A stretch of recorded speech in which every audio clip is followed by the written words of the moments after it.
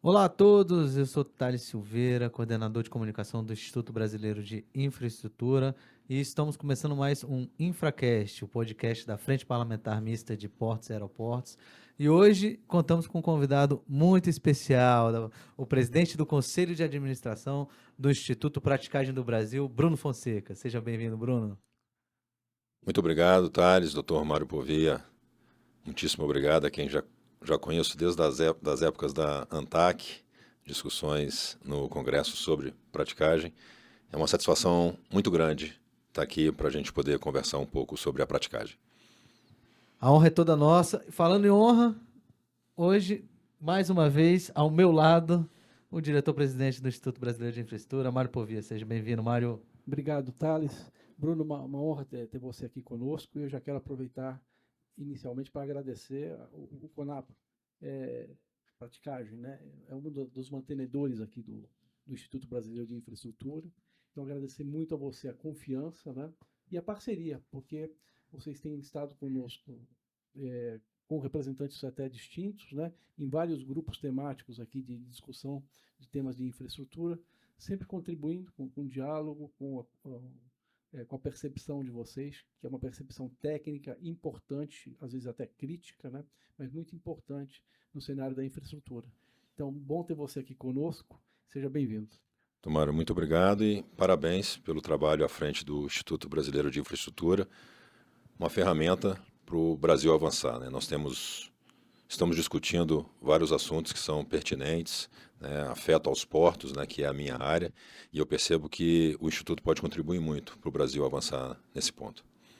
Conte com a gente nessas discussões, inclusive só ressaltando o que o Mário falou, é uma honra. Bruno, eu sempre gosto de começar esse podcast conhecendo um pouco dos nossos convidados. Então conta pra gente quem é Bruno Fonseca. Bem, Bruno Fonseca era um adolescente, né, 17 anos, iniciando ali o que eu vou fazer da vida, né? Todos nós passamos por isso em algum momento da nossa adolescência. Tenho um grande amigo de infância que hoje é chefe de máquinas e nós tínhamos um amigo em comum que fazia a escola de formação de oficiais da Marinha Mercante, a EFOM. E ele tinha uma namorada da nossa rua. Nós morávamos na mesma rua, hoje nossos pais ainda moram lá. E esse nosso amigo nos falava da Marinha Mercante. E nós começamos a gostar da ideia de estudar para a Marinha Mercante. E assim fizemos. Em 2001 eu entrei na escola, me formei em 2004, trabalhei 7 anos embarcado.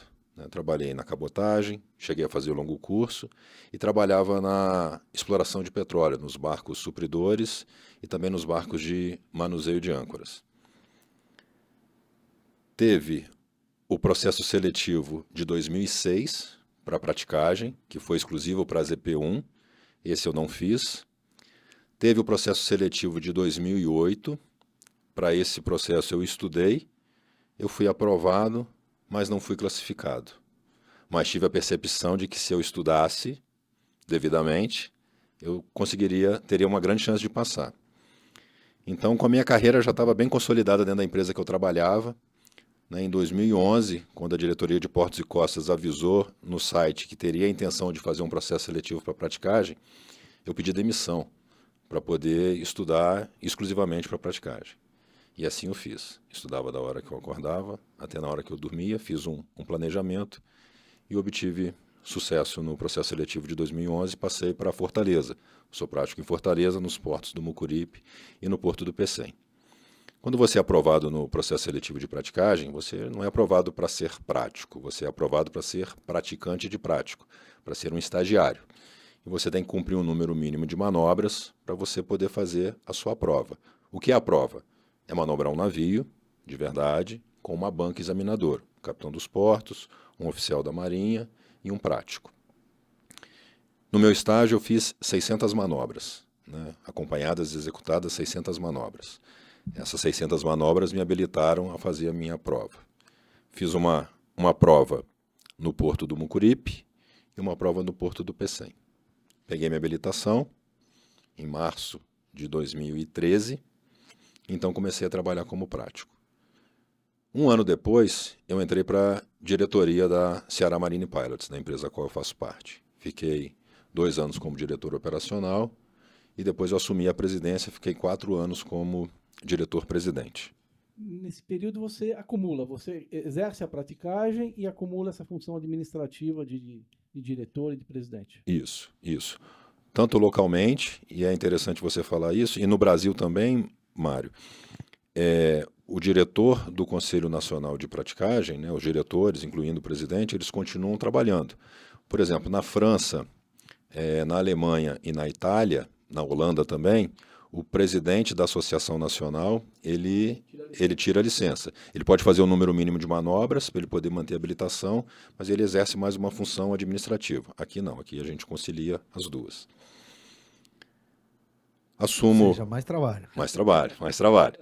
Assumo a presidência da praticagem local. Tem um pouco de deficiência ali na questão administrativa, sentia que precisava melhorar essa parte de gestão, então eu faço um MBA em gestão empresarial pela Fundação Getúlio Vargas para poder administrar melhor a praticagem. Fico esses 4 anos na presidência e aí no ano de 2000 eu entro para o Conselho Nacional de Praticagem como diretor técnico. É quando eu deixo a presidência da Ceará Marine, porque não daria para conciliar as duas funções, e vou para ocupar uma diretoria administrativa para poder ter a sequência, né? Não deixar o histórico sair do diretor-presidente que eu fui pelos últimos 4 anos. Então fico no Conselho Nacional 2 anos como diretor técnico, depois assumo a vice-presidência por mais 2 anos e em 2024 assumo a presidência do Conselho Nacional de Praticagem e a presidência do Conselho de Administração do Instituto. Bruno, você começou falando da tua adolescência. E onde foi? Você nasceu no Ceará? Não. Eu sou mineiro, de Juiz de Fora, né, fica a 200 quilômetros do Rio de Janeiro. Esses seus amigos que moravam na mesma rua, isso tudo em Juiz de Fora? Isso tudo em Juiz de Fora. E aí esse meu amigo, né, grande amigo, eu sou formado pela EFON com especialização em náutica, né? Eu pilotava navio e ele se formou com a especialização em máquina, cuidava da condução e manutenção do navio. Grandes amigos. Em Juiz de Fora é um berço de oficiais da Marinha Mercante, tem bastante. Eu não sabia disso. Tem uma proximidade com o Rio, né? Então tem muitos oficiais. Na minha turma eram 109 pessoas, 13 eram de Juiz de Fora. É um número significativo. Muito, né? muito. Agora, você também falou que já operou em longo curso, né? Conta pra gente, você tem alguma história dessas grandes viagens que você fez? Você foi para onde aqui no mundo? Eu embarquei em Vitória, né? Fui para Filadélfia. Da Filadélfia nós fomos para Nova Orleans. De Nova Orleans nós fomos para Polônia. Polônia fomos para... Eu não sei se... Eu não consigo me lembrar, mas da Polônia a gente voltou para os Estados Unidos, que foi a maior pernada que eu já peguei. Foram 35 dias de travessia. Quando nós estávamos indo para atravessar o Atlântico, existe um serviço de contratação de acompanhamento meteorológico. A gente está falando de 2004, 20 anos atrás, a gente não tem toda essa tecnologia que nós temos hoje de acompanhamento, né? Só para vocês terem uma ideia, para falar com a minha família era através do Inmarsat Alpha, é um equipamento de bordo que era por satélite, eram $3 por minuto para poder falar com a família. Então você ligava e falava assim, alô, tudo bem? Estou vivo, estou aqui no meio do oceano, vamos chegar em 20 dias. E uma das instruções do acompanhamento meteorológico era que nós tínhamos que passar ao norte da ilha de Açores. Só que eles mandaram a gente passar ao sul. E aí nós, por conta disso, a gente pegou o que a gente fala que é o rabo do furacão. Né? Então foram 2 dias sem dormir. Né? Foi onde eu aprendi que no mar o local mais seguro é o navio. Né? Era tudo no chão, tudo no piso do navio, rolando para um lado, rolando para o outro. Não tinha como fazer comida, então a gente comia sanduíches. E foram 2 dias. O anemômetro, aquele indicador de vento do navio, ele ia para o máximo, como se fosse o velocímetro fosse no máximo, e ficava lá. Full time. Foram 2 dias. Full time. O navio com toda a força avante, e a gente ali com 3 nós, 4 nós. E o risco, a gente estava carregado de carvão e o perigo de molhar a carga, né? E perder a carga. Era um navio graneleiro. Era um navio portanto. graneleiro. Tá. Navio graneleiro. Impressionante, né? E deu tudo certo, né? Estamos aqui. Felizmente. Depois você gastou mais $3 para ligar. Só para avisar que. Passei. Mas você também falou que você é graduado em Ciências Náuticas. Isso. Conta um pouco pra gente. Essa experiência é importante é importante para ser levada para a praticagem?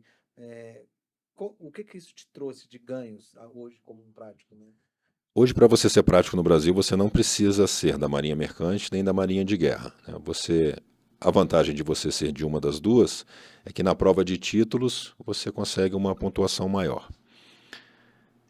Ser da Marinha Mercante, né, assim, além do fato de uma parte da matéria fazer parte da minha formação, né, a questão de arquitetura naval, né, isso tudo facilitou muito o fato de eu estudar para a prova. Mas o principal é saber exatamente o que eu ia encontrar como prático, porque eu já tinha sido da tripulação.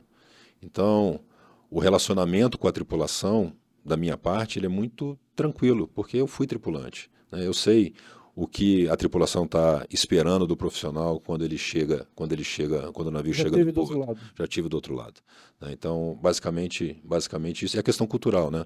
Trabalhei com comandantes estrangeiros e o prático, basicamente, só trabalho com comandantes estrangeiros. Muito você pegar um comandante alemão, um comandante chinês ou um comandante indiano, isso conta um pouco pra gente. Antes de saber manobrar navios, né, assim, o prático exerce uma função cultural muito grande, porque o russo age de um jeito, né, o chinês de outro, né, cada um tem a sua característica, o indiano de uma maneira completamente diferente, né, os filipinos, eu digo que os filipinos são muito parecidos com os brasileiros, né, são muito trabalhadores, estão sempre felizes. E às vezes eles passam, eu falo isso para as pessoas, para elas terem uma noção, às vezes eu sempre pergunto para o comandante quanto tempo ele está a bordo. E tem comandantes que estão há 9 meses a bordo, né? Eles fazem contratos de até 10 meses, um ano, para poder ir para casa. Então, enquanto a gente está vivendo a nossa vida aqui, o tripulante está lá embarcado, às vezes ele pegou uma travessia da China para o Brasil de 40 dias, e a primeira pessoa que ele vê é o prático, né? Ele tá doido para conversar com alguém, né? Que não seja a tripulação. Me diz uma coisa, assim, imagino que seja raro um prático repetir o encontro com o mesmo comandante, ou é mais frequente isso? Nos navios, Talvez na cabotagem. na cabotagem Mas no longo curso é mais complicado, né? raro. É mais complicado. E existe algum rito, assim, sei lá, o hábito de troca de presentes, jantar a bordo, ou levar o comandante depois de atracado para um restaurante? Como é que funciona essa dinâmica de relação? Ou não, cumpriu ali, atracou, tchau. Como é que funciona essa relação? Muda muito? Tem um padrão? Conta um pouco pra gente. Antigamente, É mesmo uma curiosidade. antigamente, vou dizer até 2015, 2016, o que tem de mais valioso a bordo do navio para a tripulação? É a bebida e é o cigarro, né? Porque eles estão lá viajando, então é a bebida e o cigarro. São os companheiros. São os companheiros. Então, quando a gente chegava a bordo e fazia uma boa manobra, tinha um bom relacionamento com o comandante, ele sempre dava pra gente uma garrafa de vodka, ou de uísque, ou de vinho e cigarro. Eu ganhei muito cigarro na minha vida. Você fuma ou não? Não, não fumo. Nunca fumou. Ganhei muito cigarro, muito cigarro. Mas a bebida eu bebi. E da nossa parte, né, levam um boné, né, tem prático no Brasil que leva chocolate, todo embarque ele leva chocolate, tem prático que leva boné. Sempre tem essa relação. No corpo. Algo que dê para carregar no pô. É uma brincadeira. É um pouquinho alto. É um né? pouquinho alto, Ainda é mais arriscado. um 366, por exemplo, deve ser uma Mas coisa. uma camisa do Palmeiras você não leva assim? Não. É mineiro, ele sabe escolher. O Cruzeiro. Você é Atlético ou é Cruzeiro? Não. Eu não sou muito afeto a futebol, não, mas a minha família é de vascaíno, né? Então eu tenho uma afeição ao grande ao O Vasco. Juiz de Fora tem mais a influência do Tem, do que de Minas tem. propriamente, O né? pessoal fala que eu sou carioca do Brejo, É né? isso aí. São 200 quilômetros, né? 200 quilômetros. Está mais perto do que Belo Horizonte, É né? interessante. Mas agora entrando um pouco sobre a praticagem como profissão, a praticagem, se eu não me engano, ela é a lei que regulamenta ela é do Brasil Império, né? Então, isso já demonstra a importância dessa profissão no país. Conta pra gente, primeiro, como é que vocês têm essa sensação de como ela foi idealizada, e por quê, e também qual é a importância e a função de um prático para um país? A praticagem é uma das profissões marítimas mais antigas, né? E é uma das menos conhecidas, né?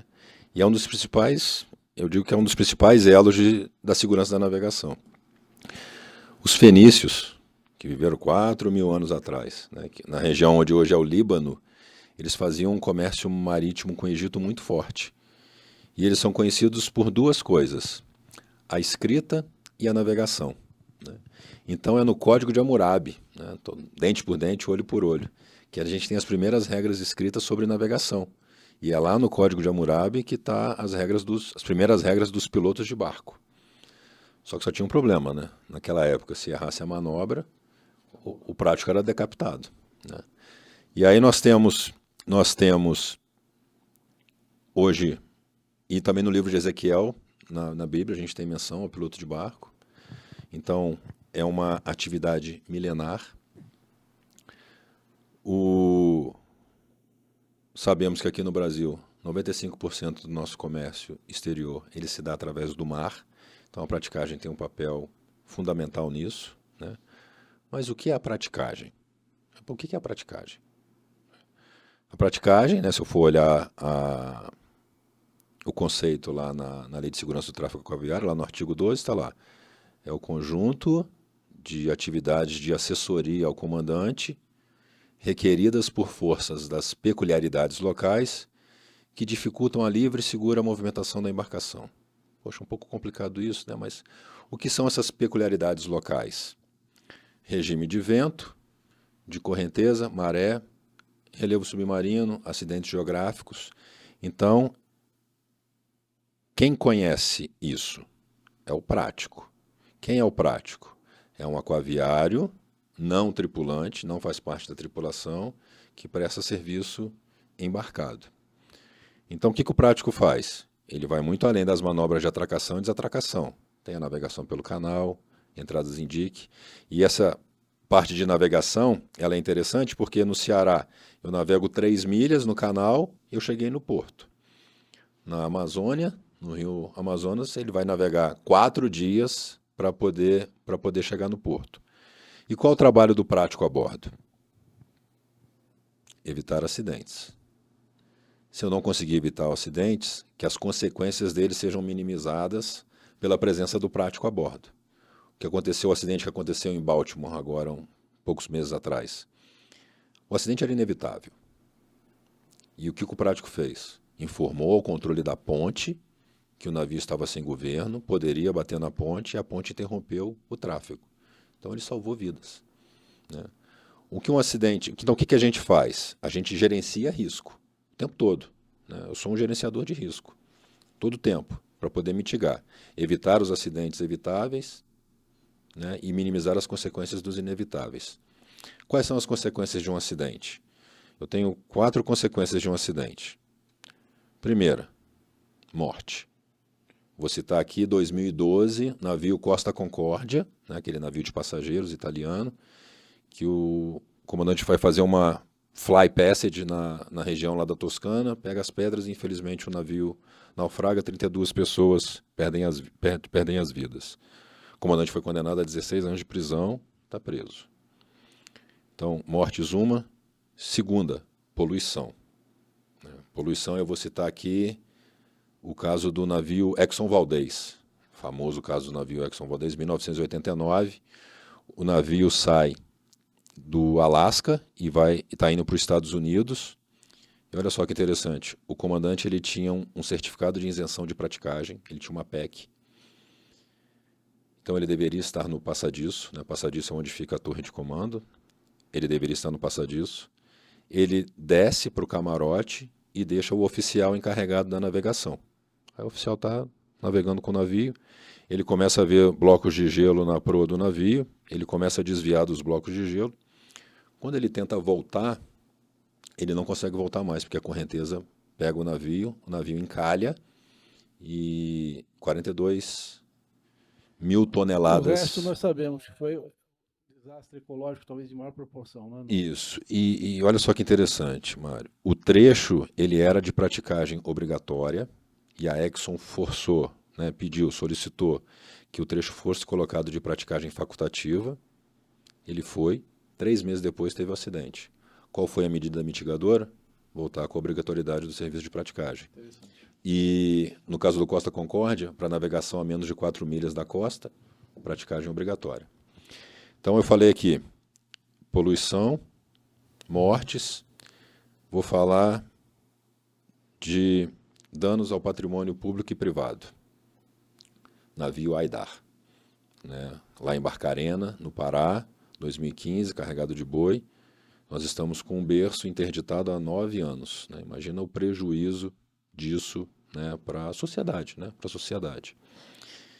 E por último, fechamento do porto ou do comércio exterior. Navio Ever Given, né, 2021, né, fechou o canal de Suez. O prejuízo calculado, né, do Ever Given está na ordem de 56 bilhões de dólares. Né, uma semana, né, fosse somar tudo. É o valor das empresas mais valiosas do Brasil. Então, a gente está lá para quê? Para evitar acidentes. É para isso que o prático está a bordo. Agora, eu consigo comparar isso com alguma coisa? E aí eu tenho 2 estudos que são muito interessantes. Tem um estudo que foi feito na Dinamarca, é a navegação pelo Grande Cinturão.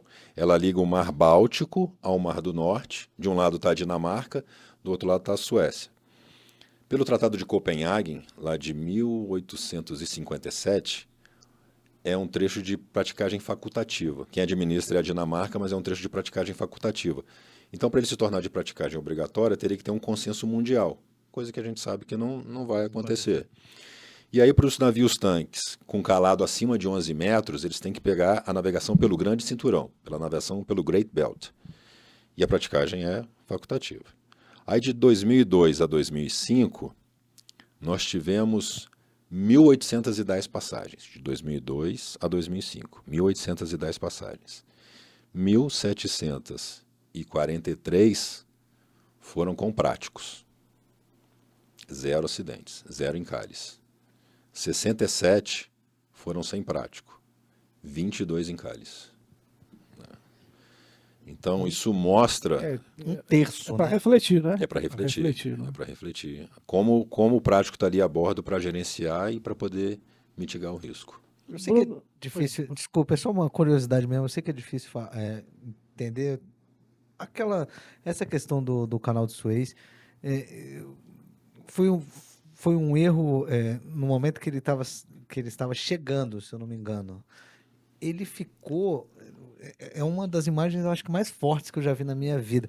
Ele ficou realmente na frente do canal, né? Ele travou o canal inteiro, né? Era um 366 ali? Eram 400, né? A proa do navio, ela se enterrou, né? Ela ficou enterrada na areia.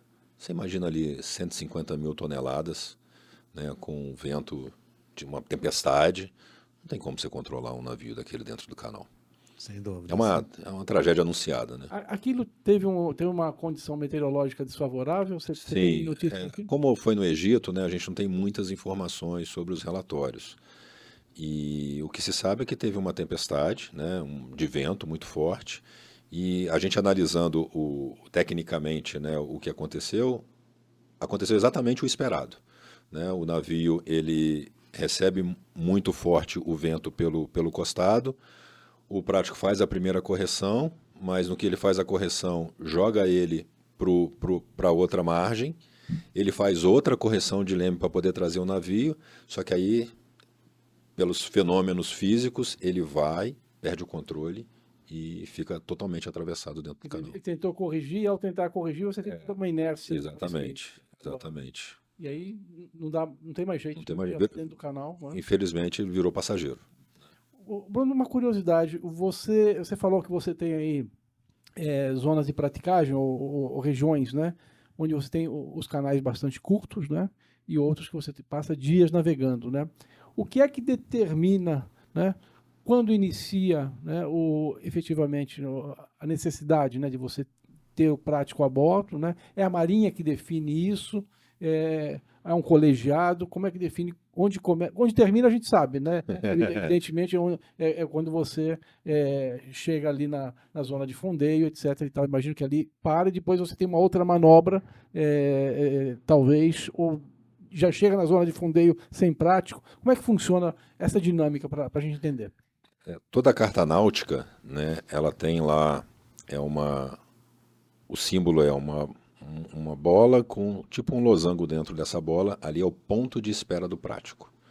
Né, esse ponto de espera do prático ele é definido pela autoridade marítima, e é o ponto do que, a partir dali, é considerado águas restritas, né, águas restritas ao tráfego, e a partir dessa determinação desse local, o serviço de praticagem passa a ser obrigatório. Tem portos que a área de fundeio está fora do ponto de embarque do prático. Então, o próprio comandante, ele chega e fundeia o navio dele. E tem outros não, que ele tem que chegar, ele pega o prático... E precisa do prático para fundear mesmo. O prático vai e fundeia o navio. Por exemplo, no Rio de Janeiro, o prático embarca, vai e fundeia o navio dele. Lá no Ceará, no fundeadouro número 7, o comandante que fundeia, porque ele está mais ao norte do ponto de embarque do prático. Essas manobras elas são contadas em separado para efeito de praticagem, né? Vamos dizer que eu preciso do prático para a zona de fundeio, né? E depois vou precisar do prático, evidentemente, para a tracação, né? Isso você conta estatisticamente como duas manobras. Como duas manobras. Perfeito. Como dois serviços, né? Perfeito. Um serviço de fundeio e um serviço de atracação. Perfeito. Interessante. A gente entrou nessa questão da segurança que a praticagem traz. Isso é muito interessante, até porque também evidencia o trabalho do prático. E uma outra curiosidade também que eu acho que é importante falar é que em São Paulo, por exemplo, em Santos, a gente tem um calado que permitiria que navios, não permitiria que 366 chegassem lá. E a gente teve a chegada de 366 lá. Isso se deve, obviamente, a um trabalho de um prático que soube fazer toda a movimentação, claro, com todo o conhecimento, para que essa atracação fosse possível. Conta pra gente, é isso mesmo? O prático ele tem essa, ele traz toda essa segurança nesse sentido também? E eu complementaria a pergunta, né? O que é um trabalho do prático individualmente e o que é a estrutura, né? Que, vamos dizer, você tem por trás, né? Dar suporte ao trabalho do prático. Eu imagino que ele, de per si, ele não tem os instrumentos necessários, né? Você tem instrumentos embarcados, evidentemente, mas você tem também uma estrutura por trás. Ali nós não temos GTMS nos portos. Eu imagino que a praticagem, em algumas zonas, deva ter aí um suporte complementar, auxiliando, inclusive, competências da Marinha do Brasil e competências da autoridade portuária. Fala um pouquinho para a gente disso. Tá. Hoje, né, no Brasil, as atalaias, né, o serviço de praticagem ele é constituído de 3 coisas. O prático, a lancha do prático e a atalaia. É disso que constitui, é o que está na lei. Explica para a gente o que é a atalaia. A atalaia é o centro de operações, né, é o coração do serviço de praticagem. O serviço de praticagem está disponível 24 horas por dia, 7 dias por semana, todos os dias do ano. Se quiser falar com alguém, na noite de Natal, na noite de Ano Novo, liga para a Atalaia porque tem um operador. Eu acho isso bastante legal de se colocar, né? Quer dizer, não tem interrupção, né? É o ano inteiro, né? É o ano inteiro, o tempo todo, né? É a disponibilidade permanente, né, do serviço. As empresas são empresas normais, com seu RH, com seu departamento pessoal, contabilidade, né, administrativo e tudo, e tem o setor de operações. A Atalaia está dentro do setor de operações. Então, o serviço do prático, ele vai muito além de um profissional lá no passadiço com rádio na mão. Eu tenho um background atrás de mim, manutenção de lanchas, né, para as lanchas estarem operacionais. Essas lanchas pertencem à praticagem, são alugadas, como é que funciona isso? A praticagem hoje, né, assim, ela é totalmente privada, né? Algumas zonas de praticagem, as empresas têm as suas próprias lanchas, né, e existem em algumas zonas de praticagem empresas que prestam serviço de lancha. Mas essas lanchas, elas precisam estar de acordo com o que preconiza uma norma da Marinha que diz que tem que ter determinados equipamentos, atingir determinada velocidade e ter determinadas características, né? Não é qualquer lancha que possa fazer o embarque do prático. E aí, falando de Santos, né, o Dr. Mário já me escutou com certeza falar isso. Se a gente for aplicar as recomendações da Pianchi para o Porto de Santos, o maior navio que pode entrar em Santos é um navio de 254 metros de comprimento e 38 de boca. Entrou um navio de 366 metros de comprimento e 50 de boca. Como é que a gente faz isso? Estudos, tecnologia e treinamento, né? Todos os práticos de Santos fizeram simulador. Todos os práticos de Santos fizeram simulador.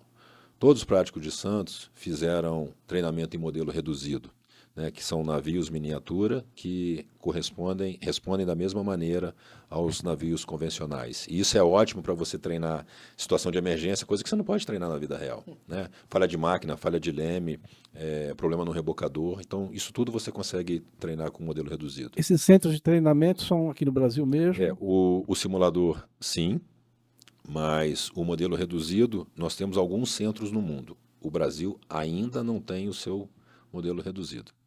Então nós temos o mais famoso francês, Porte Rivel, temos na Polônia, temos no Panamá. Nós, da praticagem do Brasil, temos um acordo com o modelo reduzido do Panamá. Então os práticos brasileiros podem treinar lá no Panamá, complementando o nosso curso. E outras medidas mitigadoras. Tecnologia, né? Existe a PPU, que é a Portable Pilot Unit, que é um equipamento, o prático sobe com uma antena, com 2 antenas, coloca na estrutura do navio, liga lá, se conecta com o GPS, e eu tenho num tablet informações de velocidade longitudinal, velocidade lateral, taxa de guinada, independente dos sensores do navio. Então, sim, os sensores do navio podem estar errados, mas eu sei que eu vou ter a informação correta. E essa informação, ela tem precisão centesimal, é de centímetros. Tecnologia brasileira. Fantástico. Tecnologia brasileira, né, da empresa Navigante, que foi feita em parceria com a praticagem. E aí, qual elemento mitigador que eu coloco? Eu coloco o segundo prático, né? Então, eu tenho um prático que fica responsável para manobrar o navio, e o outro prático vai, instala o PPU, faz as comunicações com o terminal, faz as comunicações com quem tem que fazer, para o prático que está fazendo a manobra ficar focado exclusivamente na manobra. Quem recebeu também... então, isso é como você mesmo falou. Então, isso torna possível que um 366 atraque num local onde ele, teoricamente, não deveria atracar, né? Mas esse 366 também ele passou por Pecém, que é onde você é lotado, né? Isso. Você chegou a vê-lo? Chegou a operá-lo? Eu gostaria muito de ter feito a manobra do 366. Eu falei isso algumas vezes. Ali você não escolhe, né? Você está dentro de uma fila, de uma sequência, né? Aí estamos dentro da escala de rodízio única, né? Escala de rodízio. Escala de rodízio única. E para fazer o 366, os práticos do Ceará tiveram que vir para o simulador para poder treinar, né, uma nova classe de navios. Apesar de a gente já manobrar lá os 336, né, não é um navio só 30 centímetros ou 30 metros maior, né, assim, é uma outra classe de navios com um leme menor que responde de maneira completamente diferente. E aí a manobra foi realizada com sucesso, também lá no Ceará, e eu espero que seja uma realidade, né, a vinda dos 366 para o Brasil. E que você possa operar também. Eu posso manobrá-lo, Como é que funciona essa dinâmica de informação, né? Você tem o calado homologado pela Marinha, não é isso? E pela autoridade portuária, né? É uma operação conjunta, né, de homologação de calados, né? Você, ao homologar calados, você se habilita a receber embarcações maiores ou isso no caso de você ter aprofundado o canal, mas enfim, isso te habilita ali a receber determinados tipos de embarcação tipo, digamos assim, né? Mas como é que funciona essa comunicação? A autoridade portuária avisa a praticagem, é o terminal portuário que fala, por exemplo, o terminal de container, fala, olha, a partir de agora a gente vai receber escalas aí, é o armador que entra em contato. De onde vem essa informação inicial, né? Quem é que dispara esse processo demandando a praticagem e provavelmente serviços de rebocadores, enfim, toda a estrutura, né? De que vai começar a chegar a embarcações maiores. Como é que dispara esse processo, essa dinâmica? Nós temos a NPCP, que é a Normas e Procedimentos das Capitanias dos Portos, e lá dentro da NPCP, cada zona de praticagem tem a sua, cada capitania tem a sua, e lá tem os limites, né? Navio máximo aqui é um navio de 200 metros, com tanto de boca e tanto de calado. Se existe a demanda por um navio maior, né, o armador informa o terminal que ele está com uma intenção de levar um navio maior, e aí a autoridade portuária fala com a praticagem. Praticagem, estou querendo trazer esse navio aqui. Dá para trazer? Opa, a gente precisa estudar. Ou dá para trazer, né?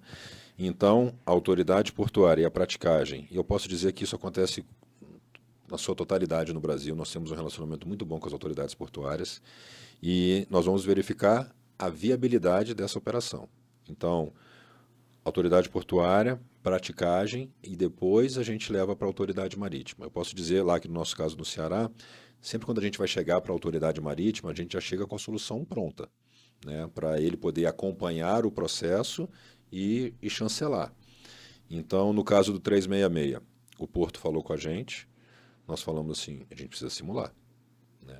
E aí fizemos a simulação, e isso a autoridade marítima já estava envolvida, e aí fica mais fácil para o capitão dos portos quando já há um consenso entre a autoridade portuária e a praticagem para ele poder autorizar a manobra, e ele autoriza ainda em caráter excepcional, né? Manobra a manobra, até virar uma operação rotineira.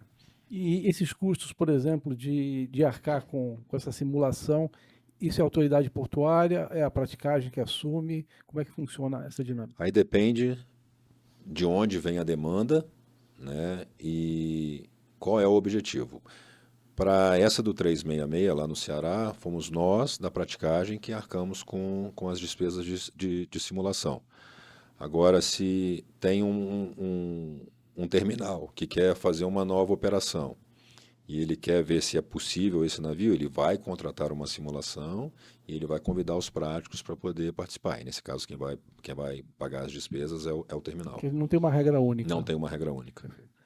Estamos falando aqui o tempo todo sobre vocês vão ter que estudar, simular, ou seja, mostra o tanto que a todo momento vocês estão se renovando e conhecendo o terreno ao qual vocês estão atracando ou trazendo os navios, colocando os navios em segurança. Agora, voltando à simulação, nós temos um simulador aqui em Brasília, se eu não me engano. O Instituto de Praticagem tem um dos de ponta, mundiais até. Conta pra gente sobre esse simulador. Vocês trazem os práticos do Brasil inteiro para cá. Também ele tem algum intuito de instruir autoridades para conhecer portos ou, de repente, para próximo estudo de concessões. Quais as funções e quais os ganhos que esse simulador aqui de Brasília tem? O ano era 2019. Tivemos a ideia, né, de montar um centro de simulação em Brasília. Assim, poxa, mas por que você vai fazer Essa era a minha pergunta. Por que vocês escolheram o Brasília? Por que você vai fazer um centro de simulação em Brasília, né?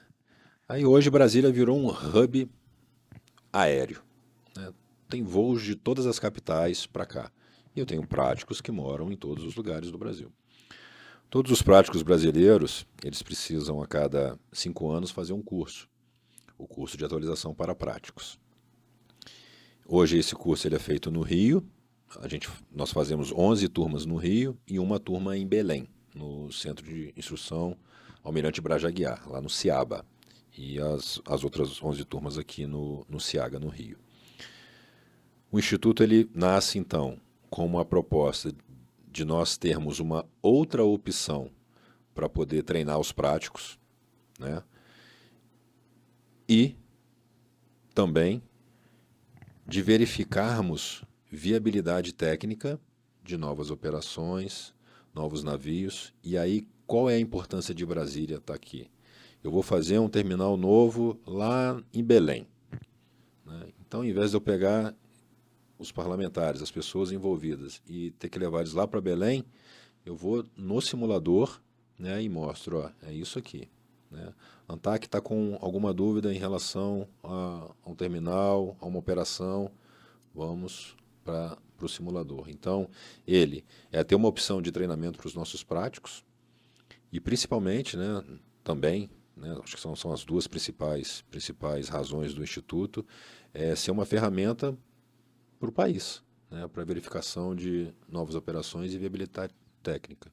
Bruno, você contou para a gente, logo no teu início de carreira como prático, você já assumiu aí algumas funções de, vamos dizer, de liderança, né? Como diretor, enfim, numa atividade administrativa, digamos assim, gerencial, né? Então, te levou inclusive a fazer o curso do MBA, né? E essa liderança nata, você já vinha trazendo isso na tua carreira, isso veio naturalmente. Conta um pouco dessa tua vertente aí de liderança na atividade, né? E hoje você está numa posição, sem dúvida nenhuma, de comando, né? Conta um pouco dessa tua experiência e a tua relação com a atividade. Você faz isso com amor, com prazer, você...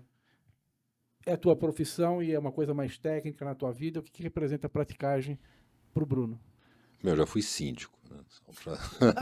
Você gosta mesmo, você gosta mesmo Eu já fui do síndico. contraditório. Embaixo. É uma coisa natural, né? Assim, uma coisa natural. Ela começou a aparecer dentro da Marinha Mercante, em que na escola, em que primeiro eu tive que ser líder de mim mesmo, né? Estava sozinho, é um regime de internato, né? Uma escola difícil, e ali eu fui líder de mim mesmo. E isso foi extrapolando, né? Comecei a exercer cargos de liderança dentro da própria escola, e isso eu trago comigo, né? Trago comigo isso. Sou um apaixonado pela praticagem, né? Assim, amo o que eu faço, amo o que eu faço. Às vezes trabalhar de madrugada não é tão legal assim, né? Eu estou vindo da escala, né? Vim da escala. Trabalhei de madrugada, na outra madrugada, mas é parte do serviço. E a gente brinca com isso porque todo prático fala assim, não, eu gosto muito, mas trabalhar de madrugada às vezes com chuva, né? E aí não dá para escolher. Não dá para escolher a escala, né? A escala de rodízio única, que é o pilar que sustenta o serviço de praticagem. As autoridades competentes de praticagem no mundo, elas são variadas, né? Num lugar é o Ministério dos Transportes, no outro é de Portos, em algum país é uma agência, mas a essência do serviço de praticagem ela é a mesma, né? Qual é a essência do serviço? É uma escala de rodízio única, naquela que o prático não escolhe o navio e o navio não escolhe o prático. Afinal, ele tem que praticar, né? Quer dizer, isso é importante. Isso. Com um modelo não concorrencial, né? Assim, o meu produto é segurança. Assim, não pode ter concorrência e com número limitado de práticos, né? Assim, esse é um paradigma mundial da praticagem, né? Você não pode ter muitos práticos a ponto de não permitir que você faça minimamente Um controle de segurança. as operações mínimas que te mantêm ali atualizado, vamos dizer, no estado da arte, né? Isso. E não pode ter também menos a ponto de você ser gargalo do sistema, né? Exatamente. Tem que ter ali um break-even. Tem uma resolução da Organização Marítima Internacional, a IMO, que é a resolução Alfa 960. Ela trata do treinamento e da certificação dos práticos. E aí, só um parênteses antes de eu falar dos princípios da Alfa 960,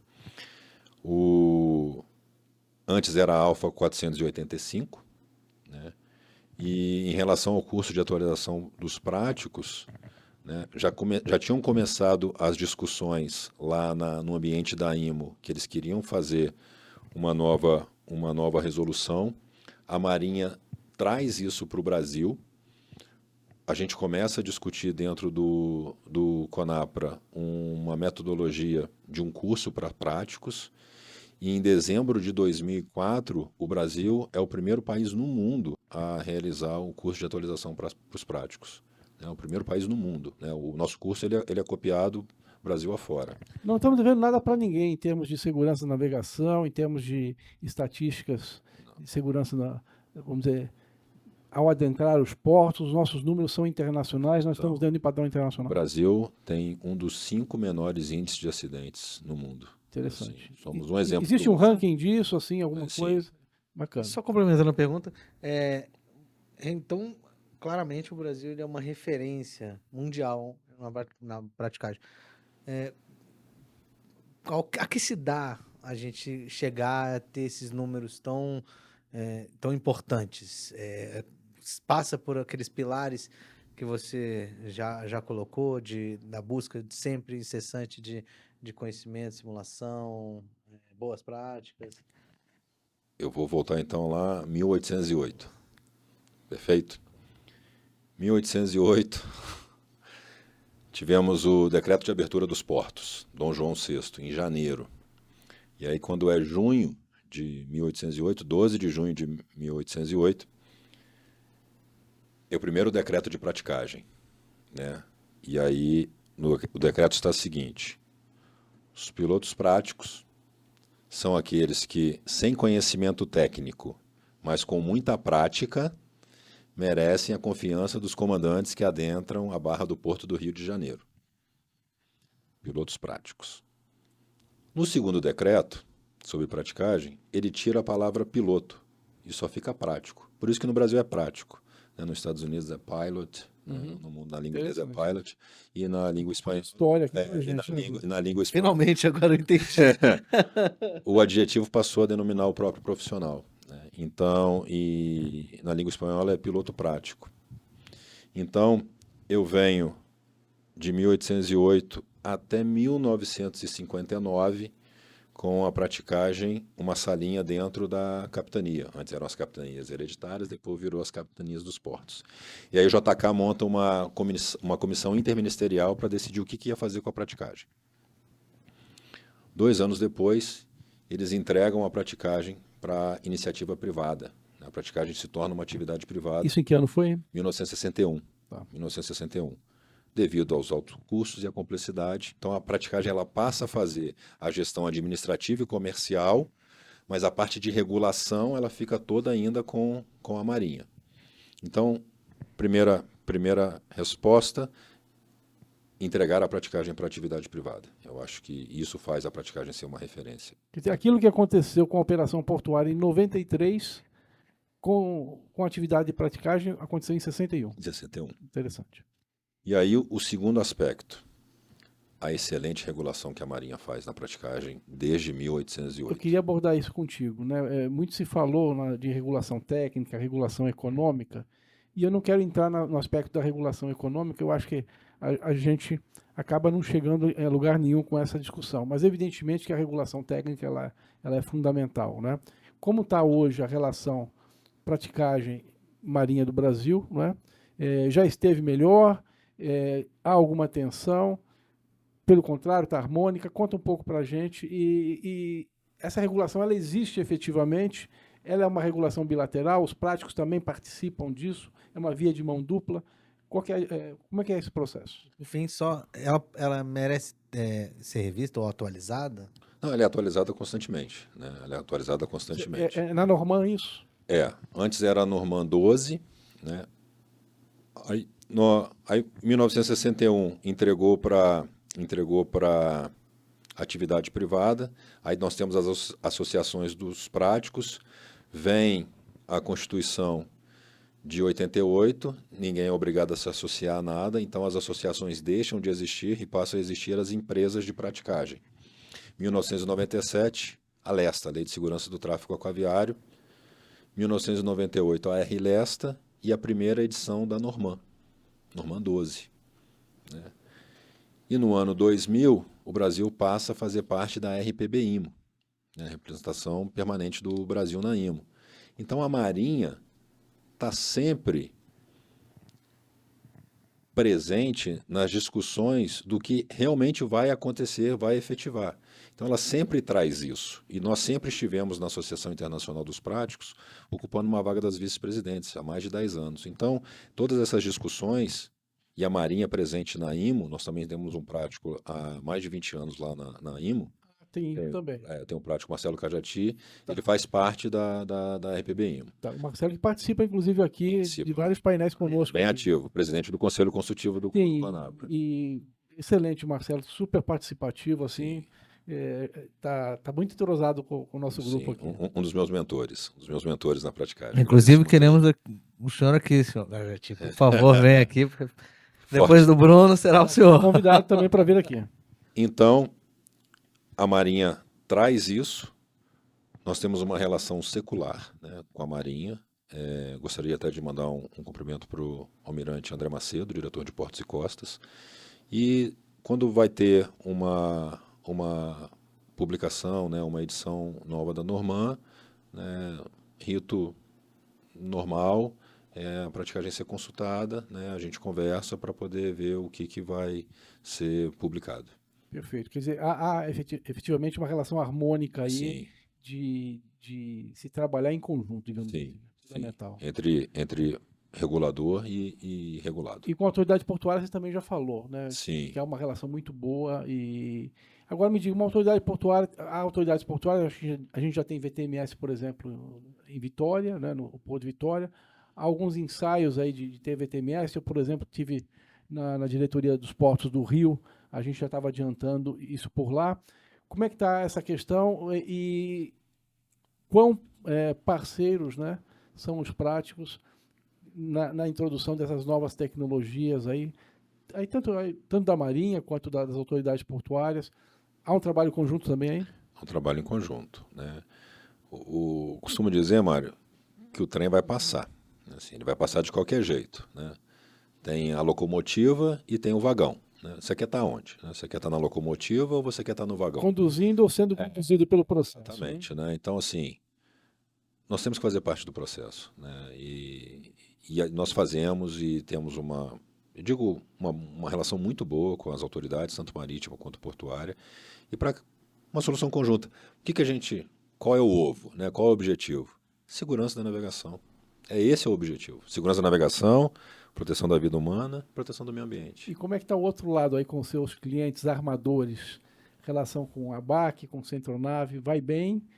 Pode melhorar? Conta um pouco para a gente. Você não precisa responder se não quiser, mas é uma curiosidade também. Se tem melhorado, às vezes tem que parar para discutir a relação. Como é que está isso? O serviço de praticagem ele é bem peculiar. Né? Assim, o cliente é o Estado. Quem paga é o armador. Quem recebe o benefício é a sociedade. Né? Então... Tem que conversar com esses três pilares. De simples não tem nada, na verdade. De simples não tem nada. Né? Então, assisti o podcast do comandante Rezano, né? Tenho uma grande amizade pelo comandante Rezano, pelo Cláudio também do Centronave. Temos distorções? Com certeza, né? Somos 20 zonas de praticagem, né? Temos distorções, temos lugares que nós precisamos conversar, mas de uma maneira geral, contratos de longo prazo assinado. Eu tenho um contrato com a BAC de 5 anos, né? Lá no Ceará. É uma realidade de outras EPs, Centronave também, contratos de longo prazo assinados. Interessante isso, né?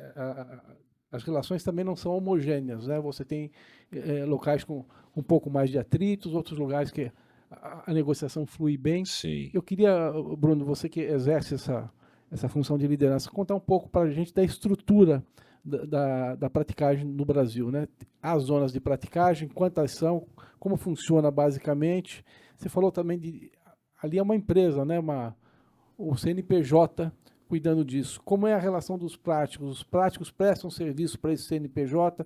O prático pode se negar a fazer parte do CNPJ e trabalhar solo dentro dessa carreira, dentro dessa, não carreira, dentro da, como se chama, da escala. Como é que funciona isso? E só para a gente ter uma ideia de um pouco de como está estruturado isso E CONAPRA e Instituto é a mesma coisa? São sinônimos? São coisas diferentes? Dá uma ideia para a gente aqui que é leigo. Praticagem do Brasil, nós temos o Conselho Nacional de Praticagem, CONAPRA, do qual eu sou o atual presidente. Perfeito. Ele representa institucionalmente a praticagem. Tá, porque o Thales te apresentou aqui como presidente do Instituto. Mas eu sou presidente do Conselho de Administração do Instituto. Ah, perfeito. Vou chegar nele aqui. Então, é o órgão reconhecido pela Marinha para representar a instituição praticagem. Excelente. Né, o CONAPRA. Aí nós temos a Federação Nacional dos Práticos, a FENAPráticos, presidida pelo prático Gustavo Martins. Que é uma espécie de sindicato? Exatamente, que reúne os sindicatos e ela representa o trabalhador prático. Né? O CONAPRA é uma associação, né? A federação ela tem mais poder, então ela consegue chegar em lugares que a associação às vezes não consegue chegar. Perfeito. E nós temos o Instituto, que é a parte do saber, né? A parte de formação, a parte dos cursos. E eu estava até conversando com o Thales antes, é a forma como nós temos de mostrar para a sociedade o que é a praticagem. Porque talvez como CONAPRA e como FENAPRATICS eu não consigo, eu só falo. Né? E o Instituto não, o Instituto fala assim, ó, o nosso trabalho é esse aqui, né? Vou te mostrar aqui. O Instituto tem quanto tempo? O Instituto vai fazer 3 anos. É jovem, portanto. É jovem e está cumprindo o seu papel. Estava conversando isso hoje com o Prático Ricardo. A sede do Instituto é em Brasília? Aqui em Brasília, no CIA. Tá. E assim como o IBI já nasceu grande, né, mano? Imagino que sim, né? Sim. Imagino que Nós temos 2 simuladores Fumission, que é um simulador Fumission. É um simulador que representa exatamente como é o navio. Ele tem os mesmos equipamentos do navio. E ele está no acervo do Instituto? Está no acervo do Instituto. Tá. Né? E aí dentro do Instituto nós temos a nossa diretora executiva, a doutora Jaqueline. Perfeito. Né? E eu sou o presidente do conselho por ser o presidente do CONAPRA. Ok. Então, essa é a estrutura. Hoje nós temos 595 práticos habilitados no Brasil. Né? O Brasil é o 4º país no mundo em número de práticos. Né? A gente fica atrás de Estados Unidos, Alemanha e Indonésia. Né? A gente estima que, tirando... A Alemanha tem tudo isso de prática? A Alemanha tem 1000 práticos. Né? Porque tem navegação no Rio. Porque ela não atende esse uma número? costa tão grande, mas tem a navegação interior. Né? E esse número atende? Porque 595, tudo bem, parece grande, mas a nossa costa também ela é gigantesca. Vou lhe responder com o seguinte dado. França tem 325 práticos. Eles fazem 100 mil manobras por ano. Holanda tem 477 práticos. Eu sei preciso assim porque eu estava conversando com um prático holandês. Eles fazem 90 mil manobras por ano. Mais práticos, menos manobras do que a França, por exemplo. Nós temos 595 práticos e fazemos 80 mil manobras por ano. Então, sim, o nosso número ele é mais do que suficiente. Perfeito. Né? Mais do que suficiente. Então, 20 zonas de praticagem, né? ZP1 Manaus até a ZP20. Não é na ordem, né? Porque teve ZPs que surgiram depois. São quantas ao todo? 20. Éramos 22, né? Alguns anos atrás, mas Ilhéus foi fundida com Salvador porque não tinha movimento que justificar que conseguisse manter uma estrutura mínima, né? E Sergipe, que se fundiu com Alagoas também porque não tinha navio suficiente para poder manter a estrutura. Desses 595 práticos, temos 14 práticas, 14 mulheres. Bacana. Né? Vamos trabalhar bastante para que esse número aumente. Isso dá o quê? Dá menos de 5%. A gente está na média mundial. Tá. Nós estamos na média mundial em número Mas isso vem crescendo ao longo do tempo, né? Vem crescendo ao longo do tempo. E cada praticagem, localmente, ela faz os seus contratos com os armadores. Né? Se não existe o CONAPRA, ele não faz essa parte. Né? Quem faz isso são as empresas locais com os armadores. Como ninguém mais é obrigado a se associar a ninguém pela Constituição, geralmente, quando o praticante ele se forma, ele vai para a empresa existente, porque é uma atividade muito custosa. O custo do serviço, para você prover o serviço, ele é alto. Tem que manter 24 horas tudo funcionando, lancha, né, abastecimento, tudo isso é oneroso. Então, geralmente, os praticantes eles vão para a empresa que já existe. Mas tem alguns que não, que eles resolvem abrir a própria empresa. E aí ele precisa comprar uma lancha, ele precisa investir numa atalaia, e isso acaba... Né, mas eu imagino que isso seja uma exceção. Assim, temos Pessoas que não se dão bem com outras pessoas, aí resolvem sair para montar a própria empresa, mas, regra geral, todo mundo fica debaixo do mesmo guarda-chuva. E aí você vira um sócio dessa empresa? Eu sou a minha empresa no Ceará. Vou dar o exemplo do Ceará. Nós temos 2 empresas de praticagem. A minha empresa, que tem 11 práticos, e a segunda empresa, que tem 1 prático. Né? Então, nós somos 11 sócios numa empresa, a outra empresa tem 1 sócio só. Então, é melhor eu dividir os custos com 11 ou dividir os custos com 1? Né? Melhor eu dividir com 11. E aí, como é que funciona o rodízio único? Assim, pô, mas se é rodízio único, como é que vocês fazem? Né? Nós fazemos 11 manobras, e aí a 12ª manobra, quem faz é o prático que trabalha sozinho, nos 2 portos. Ele também está no rodízio, evidentemente. Ele está no rodízio. Ele tá no rodízio.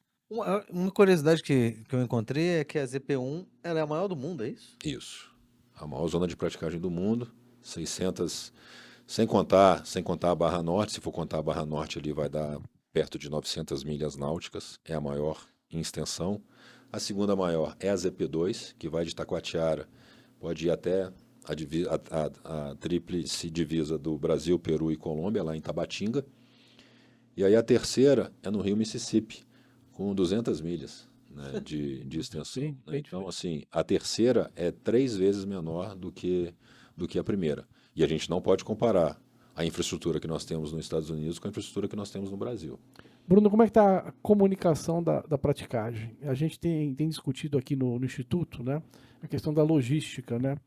Nós temos, inclusive, um comitê aqui de comunicação que está tratando aí, inclusive, de um projeto, comunicar um pouco mais para a sociedade, para a população, o que é a logística, que não aparece, mas tem lá na gôndola de um supermercado um produto importado, uma maçã, uma verdura. Por trás disso tem toda, ou uma encomenda que você recebe na sua casa, que você fez pela internet, né? O que está por trás disso? A gente fazer uma campanha, como foi feito para o agronegócio, né? O Agrotech, o Agropop, a gente também buscar divulgar a logística, né? Senão, nós ficamos muito restritos, né, a uma matéria de imprensa quando a coisa dá ruim, né? Tá ruim, deu fila lá nos caminhões, congestionou o porto, teve um acidente grave, é aí que a logística aparece. A gente não quer isso. A gente quer também mostrar o lado que dá certo, né? Não aparece as 5.000 manobras que foram bem, aparece aquela que deu errado, né? A praticagem tem trabalhado isso também, é uma preocupação de vocês, essa questão da comunicação. Isso está a cargo do Instituto, não está no radar de vocês? Conta para a gente. Está no radar, né? Temos trabalhado bastante para isso, temos a nossa assessoria de comunicação, o Rodrigo, que vocês conhecem, que realiza um excelente trabalho. Sim. O que nós fizemos primeiro foi fazer um branding, porque antes a gente se apresentava como CONAPRA e o pessoal falava, o CONAPRA é Conselho Nacional de Praticagem. Aí o pessoal, não, a CONAPRA, né, estamos aqui com a representante da CONAPRA, né, pessoal, não está legal isso. Então nós mudamos a nossa logo, né, passamos a adotar Praticagem do Brasil, porque isso tem um acesso à população muito maior do que CONAPRA, né? Assim, praticagem, eu sei que eles estão falando de praticagem. E temos trabalhado muito as nossas mídias, né? Tanto as mídias sociais, de uma maneira geral, para poder difundir a praticagem. Eu sou prático no Ceará e a grande maioria da população cearense não sabe o que é prático. E atraca um navio a 500 metros da praia. Né, 500 metros da praia. Então, o que você falou, Mário, é importantíssimo. Né? Assim, a gente precisa divulgar, porque senão é só... Né, o pessoal só foi saber o que era prático quando o Ever Given encalhou lá no canal de Suez. Ninguém sabia o que era prático. Né? Então, é fomentar, né? Mas não é uma coisa que você consegue do dia para a noite, não, né? Assim, é um trabalho diário, né? Assim, e esse podcast aqui é uma excelente ferramenta para isso, né? Assim, aqui a gente consegue divulgar, falar e as pessoas conseguem começar a desmistificar um pouco, né, dos assuntos. Veja que a gente lida com o setor aí há 20 anos, né? Quase que full time, né? E você trouxe para a gente aqui muitas informações que eu não conhecia, né? Não sei como que é interessante ter essa possibilidade, né, de fazer essas perguntas. O que eu falei da dinâmica, né? Quem conversa com quem? Sim.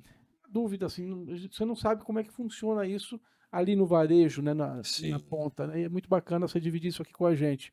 E nessa questão da comunicação, que também nos preocupa bastante, a gente não vai falar só do terminal portuário, nem só da embarcação, a gente quer falar do serviço também, do multimodal, das dificuldades que nós temos de ter vamos dizer, uma, um espraiamento, né, correto nos modais de transporte. A gente ainda é muito rodoviarista no país, né, mas a gente quer também colocar para a sociedade, né, os serviços da praticagem, como você falou, e talvez um intangível forte aí na contratação seja a segurança, né? Sim. Isso é bastante interessante, né, quando você coloca isso, porque qualquer prejuízo não é brincadeira nesse setor, né? Quer dizer, entrou errado, você não corrige mais, né?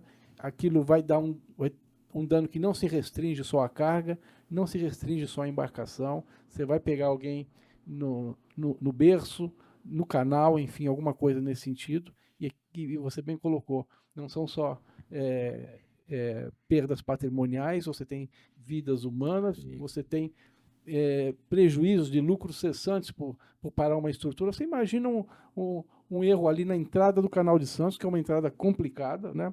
E outros portos, como o Rio Grande, né? Ali você para o porto inteiro, Itajaí, por exemplo, fechou a barra ali. Quanto tempo isso e o prejuízo que isso pode causar, não só localmente, para a logística toda. E ecológico também. Sim, sem dúvida. Esse intangível, né, que é a segurança, né, isso é super importante e às vezes a gente não consegue precificar nem com a questão de seguros, né, porque o prêmio do seguro também está atrelado, né, ao histórico de segurança, né. Isso tudo é muito importante. Mas o que está no radar da praticagem, Bruno? Conta para a gente o planejamento estratégico de vocês, o que vocês estão enxergando aí para o horizonte aí nos próximos 5 anos, né? Questão tecnológica, ela veio para ficar, evidentemente. A dificuldade que imagino que vocês tenham de manter o prático atualizado com tanta tecnologia que vem vindo. Quais são os principais desafios aí? E eu sei que com a legislação que por fim acabou saindo, isso deu talvez um fôlego para vocês terem um horizonte mais tranquilo aí de planejamento. Dá um contexto para a gente. Sim. Antes de eu responder a sua pergunta, eu ia falar dos 5 princípios, acabou que eu não falei dos princípios lá da Resolução Alfa 960. Rapidamente. Primeiro, sinistralidade mínima, que é 0 acidentes. Você falou do 0 acidentes da segurança, eu lembrei disso, né? Esse princípio é a razão de ser da praticagem. Número de acidentes, 0 ou mais possível de 0. E ele gera várias externalidades positivas, né? Atividade pesqueira, atividade de turismo, né? Tudo isso é gerado por esse princípio.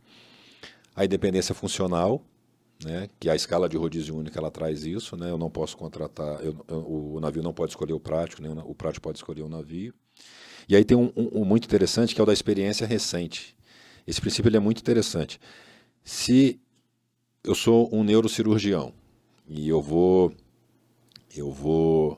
tirar um ano, quero viajar com a minha família 1 ano. Quando eu volto do aeroporto, eu posso ir para uma sala de cirurgia, para um centro cirúrgico, fazer uma cirurgia. O prático não.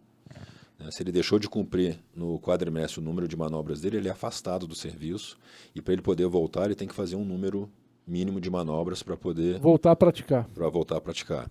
E aí eu tenho um número limitado de práticos e uma divisão equânime do serviço. Então, isso tudo aponta para a escala de rodízio única. Esses eram os 5 princípios. Tecnologia. Vamos lá. Assunto polêmico, viu, Mário? Tecnologia. Porque tecnologia eu estou pensando em navios autônomos, né? E aí vem uma questão mais polêmica. A pergunta nem foi nesse sentido, tá? Mas acho legal você abordar. Tá. Vamos lá. A demanda, o navio autônomo, ela não parte dos armadores, ela parte dos construtores de tecnologia, né? E é uma tecnologia muito mais cara, né? O armador ele quer o quê? Como todo negócio, eu quero gastar o mínimo e ganhar o máximo, né? Por que eu vou contratar uma tecnologia que é 10 vezes mais cara? Então, o que eu vejo? Existe a questão de representar o Estado a bordo, né? Isso quem cumpre esse papel é o prático. Então eu vejo que essa questão de navios autônomos, eu vejo pequenos navios, pequenos, em trades específicos, fazendo isso, né? O nível de automação dentro do navio, ele vai mudar, mas ele vai continuar tripulado, né? Quem vai botar a escada para o prático? Quem vai amarrar o rebocador?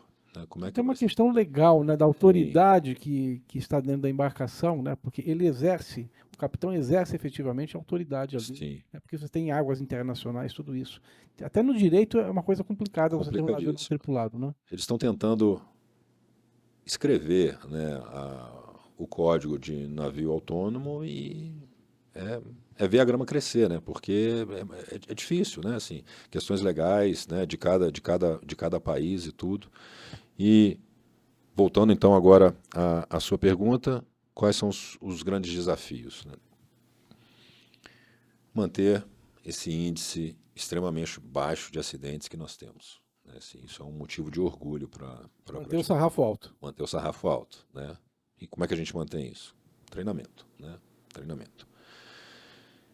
Conscientizar os práticos, né? Assim, apesar do prático ser uma atividade intelectual, né? Assim, o momento do embarque e do desembarque é o momento mais crítico em relação à integridade física do prático, né?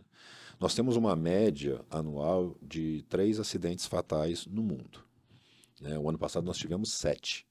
Que é baixo ainda, se você for verificar o número de manobras. Sim, sim. A UNCTAD, eu acho que em 2017 ou 2018, ela estimou 3 milhões e 400 mil manobras no Pois é. mundo. E no ano passado nós tivemos 7 acidentes fatais. Esse ano nós já tivemos 2. Então, é conscientizar o prático, né, da importância de se ter a devida atenção, checar. 1 em cada 8 dispositivos de embarque tem não conformidade. Olha só que absurdo. Por isso que a escada é uma escada de corda e madeira. É a mesma escada que os fenícios embarcavam há 4.000 anos atrás. Porque não tem um outro meio tão seguro quanto esse. Porque como é que você vai confiar como está sendo guardado isso numa travessia do mar? Tem helicóptero, né? Na França, por exemplo, eles falam Não de dá para colocar helicóptero. um elevadorzinho, alguma coisa assim, uma gaiolinha Tinha bacana. uma gaiolinha, Mário, que chamava Pilot Hoist.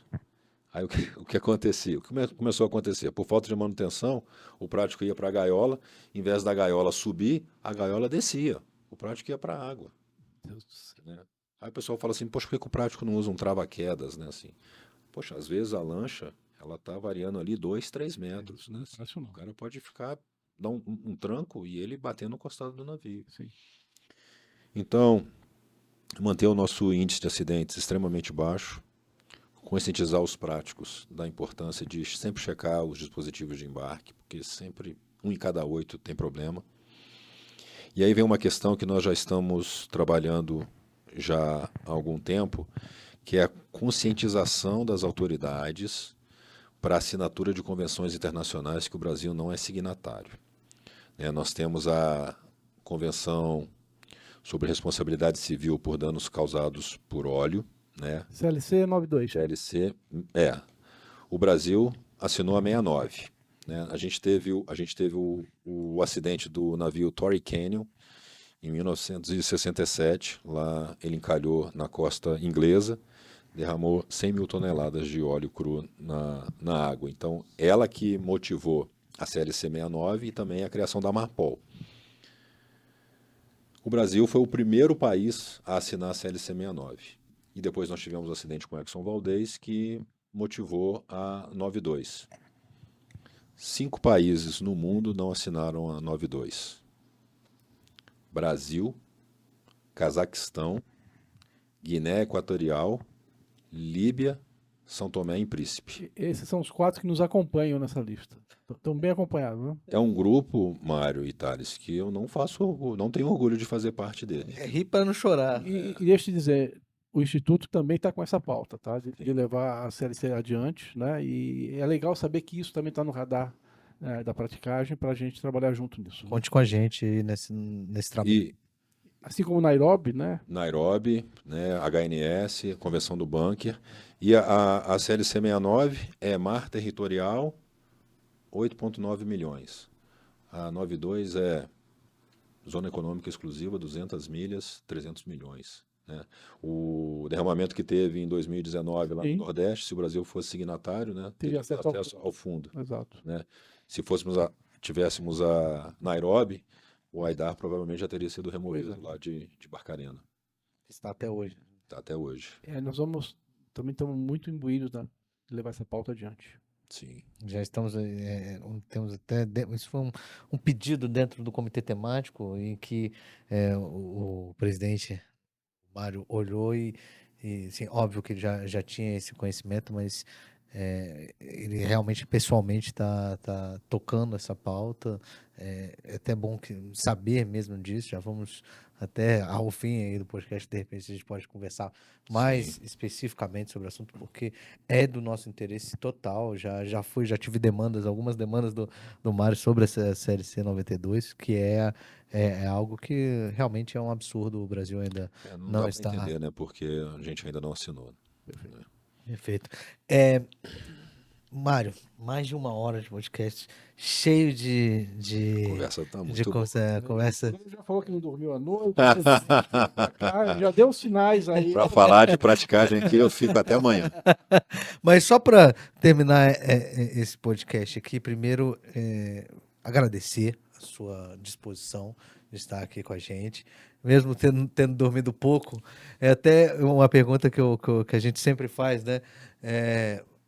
A sua mulher também deve estar meio chateada com esse tanto de questões que você tem, ainda mais assumindo agora a presidência tão recente. Minha maior apoiadora. Ela sempre me apoiou. Que bom, então. E tudo, obviamente, foi conversado com ela antes, né? Tem que ter uma bronca, né? Um pequeno detalhe. Tem sempre uma bronca ali, mas a gente vai contornando, né? Você tem filhos? Tenho filho. Quantos anos? Eu tenho 4 filhos, né? 8, 7, 4 e 1 ano. Bacana. Então tem bastante diversão dentro de casa. demanda, né? Abraços. Eu sou especialista em gerenciamento de crise, né? Então, eu levo isso para o navio, né? Então fica fácil pilotar um navio com 4 filhos. Fica. Perfeito. Bruno, último, só para encerrar, deixa o espaço aí aberto para suas considerações finais. Quero agradecer o convite, né? Realmente um bate-papo maravilhoso, né? Acho que a gente conseguiu trazer aqui para o nosso público, esclarecer alguns pontos sobre praticagem, né? Que existe às vezes uma redoma de vidro em volta da praticagem, e quando a gente tem essa oportunidade de falar, a gente consegue esclarecer isso. E eu sempre digo que o som da segurança é o silêncio. O som da segurança é o silêncio. Se você, como o Mário falou, você faz 5.000, né? Ninguém fala nada, fez uma errada, vem todos os holofotes se viram para cima de você. Então, se a gente não escuta falando sobre praticagem, quer dizer que o serviço está sendo muito bem feito. Nós temos, como eu falei, muito orgulho, né, do serviço que a gente presta, reconhecido internacionalmente como serviço de excelente capacidade técnica. Nunca tivemos um acidente com um grande derramamento de óleo no Brasil. Um navio, né, seja ele graneleiro, né, não sendo um navio tanque, mesmo um navio de carga seca, ele transporta centenas de toneladas, né, de óleo, né, e um vazamento desse poderia trazer consequências gravíssimas, né, para as nossas costas.